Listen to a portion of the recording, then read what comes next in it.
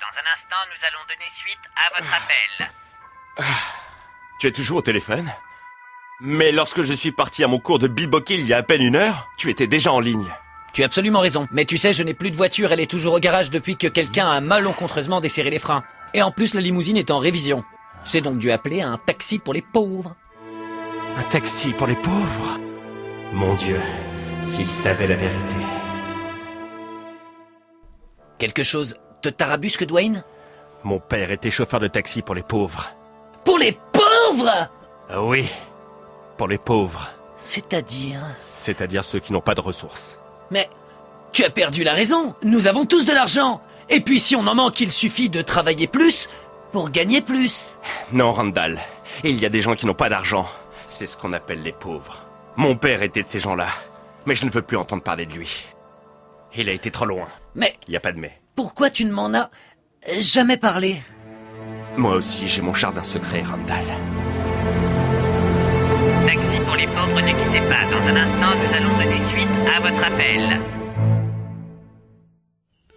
Grâce à cette lettre, mon fils se rendra compte que je ne suis pas qu'un chauffeur de taxi pour les pauvres.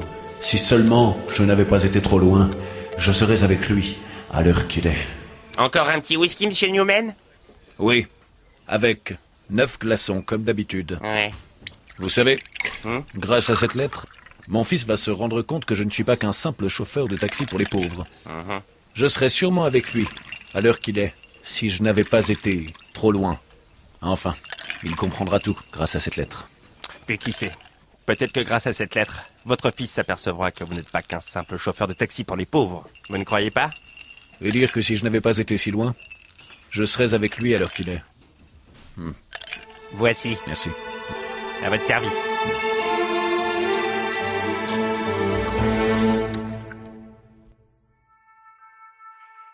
Taxi pour les pauvres, ne quittez pas. Dans un instant, nous allons donner suite à votre appel. Tu es vraiment quelqu'un d'étrange parfois, Dwayne. Tu prétends que nous sommes les meilleurs amis du monde et tu me caches le fait que ton père était chauffeur de taxi. Et pour les pauvres en plus. Je sais. Mais parfois, il y a certains secrets difficiles à avouer.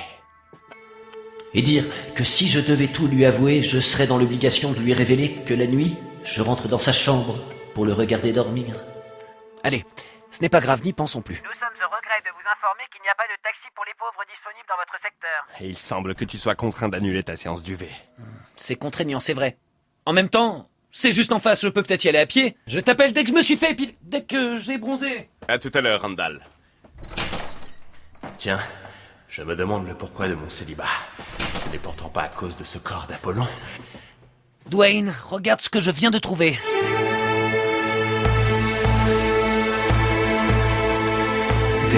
D-W-A-Y-N-E Dwayne. Mais c'est moi.